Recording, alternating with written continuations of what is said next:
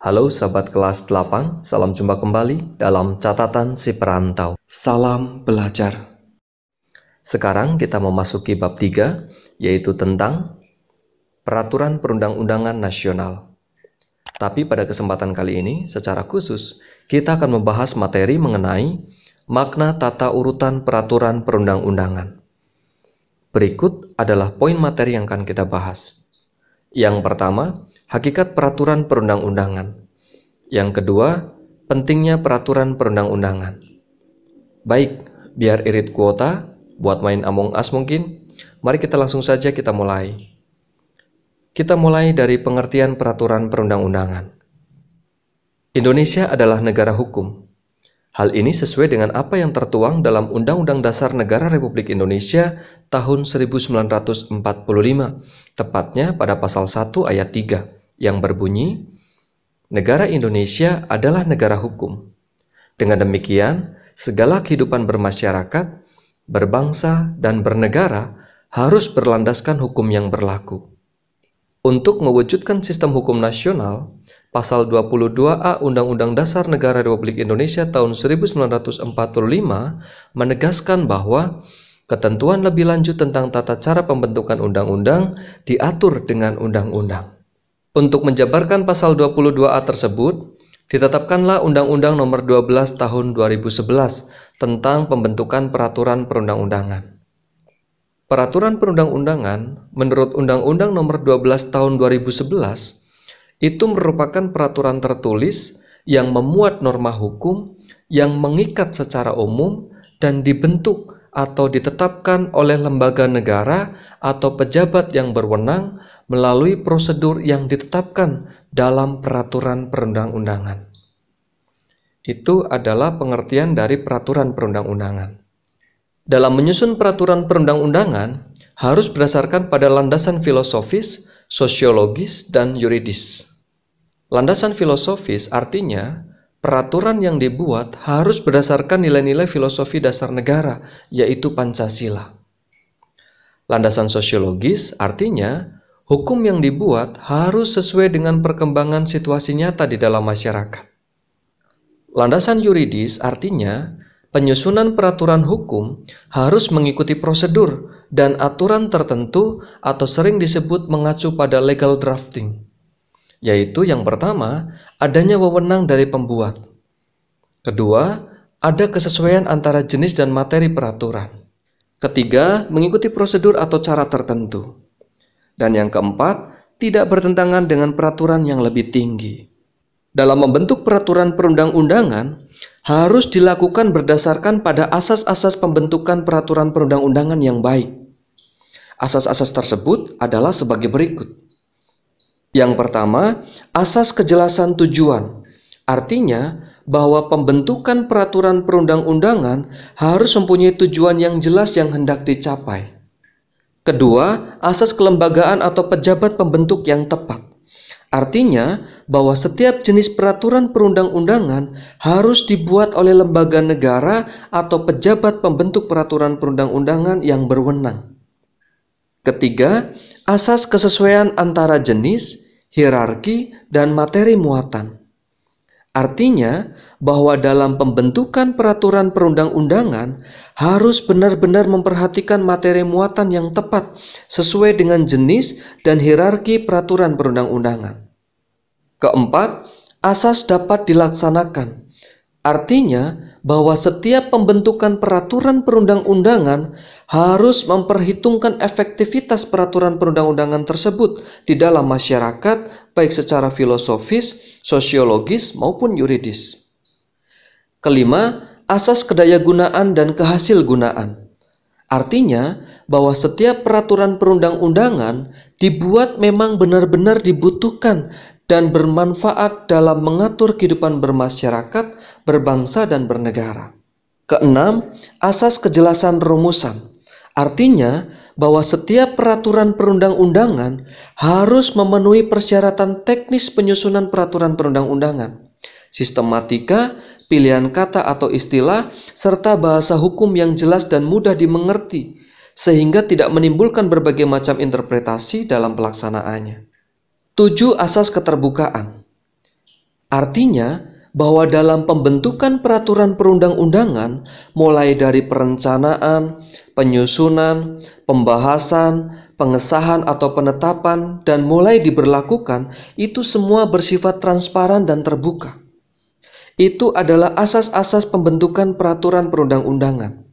Ada pula asas-asas muatan materi peraturan perundang-undangan. Materi muatan peraturan perundang-undangan harus mencerminkan asas-asas sebagai berikut. Yang pertama, asas pengayoman. Asas pengayoman artinya bahwa setiap materi muatan peraturan perundang-undangan harus mencerminkan perlindungan dan penghormatan akan hak asasi manusia, serta harkat dan martabat setiap warga negara dan penduduk Indonesia secara proporsional. Kedua, asas kebangsaan.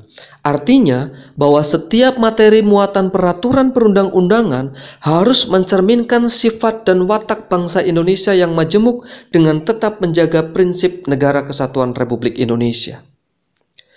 Ketiga, asas kekeluargaan. Artinya bahwa setiap materi muatan peraturan perundang-undangan harus mencerminkan musyawarah untuk mencapai mufakat dalam pengambilan keputusan. Asas keempat, asas kenusantaraan. Artinya bahwa setiap materi muatan peraturan perundang-undangan senantiasa memperhatikan kepentingan seluruh wilayah Indonesia. Dan materi muatan peraturan perundang-undangan yang dibuat di daerah itu merupakan bagian dari sistem hukum nasional yang berdasarkan Pancasila dan Undang-Undang Dasar Negara Republik Indonesia tahun 1945. Kemudian yang kelima, asas Bhinneka Tunggal Ika.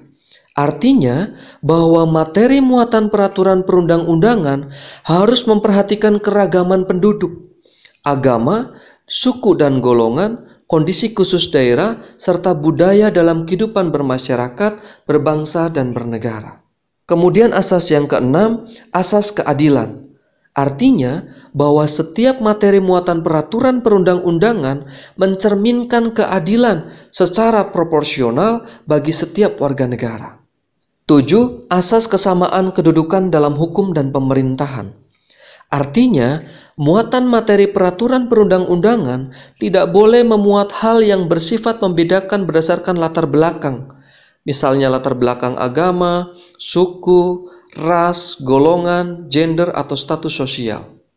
Kemudian asas yang kedelapan, asas ketertiban dan kepastian hukum.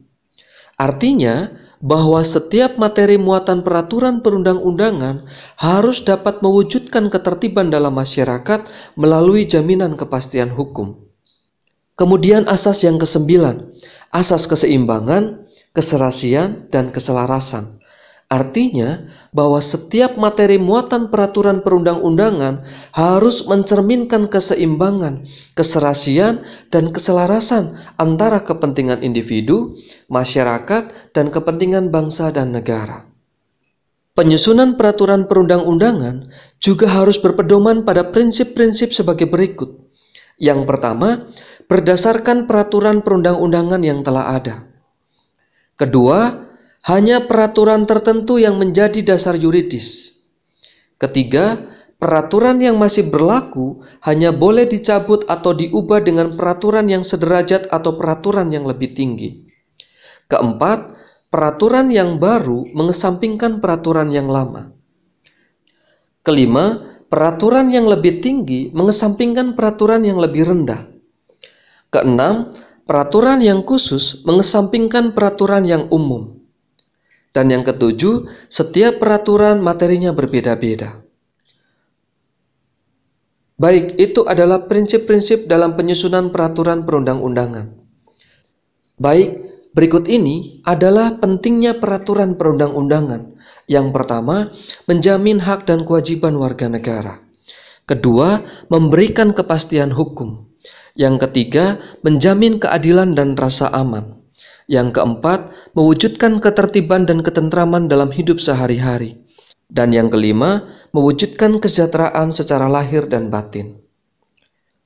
Berikut ini adalah tata urutan peraturan perundang-undangan berdasarkan Undang-Undang Nomor 12 Tahun 2011, yaitu sebagai berikut.